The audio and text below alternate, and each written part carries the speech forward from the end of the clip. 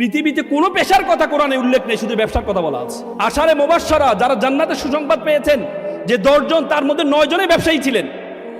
আল্লাহ রাসূল নিজে ব্যবসায়ী ছিলেন, তার ওয়াইফ ব্যবসায়ী ছিলেন, তার 4 খলিফা ব্যবসায়ী ছিলেন। ব্যবসায়ী হওয়ার জন্য এত হীনমন্যতা ভোগেন কেন? হীনমন্যতা ভোগেন কেন?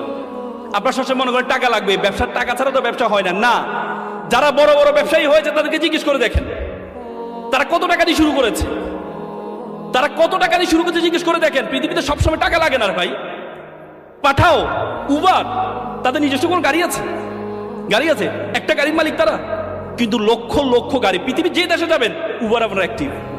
পৃথিবীর কোটি কোটি গাড়ি তারা ডিল করে কিসের মাধ্যমে? শুধুমাত্র একটা সফটওয়্যার কারণে। তার কি টাকা লাগছে? পাঠাও, ইলিয়াস, তারা যে এই করেছিল, তাদের নিজস্ব কোনো গাড়ি আছে? স্টুডেন্ট অবস্থায় তারা এই অ্যাপসটা তৈরি করেছিল। আমি কিছু আগে সিঙ্গাপুর গিয়েছি। সিঙ্গাপুর যখন মালয়েশিয়া থেকে তাদেরকে বের করে দেওয়া হয়, বলা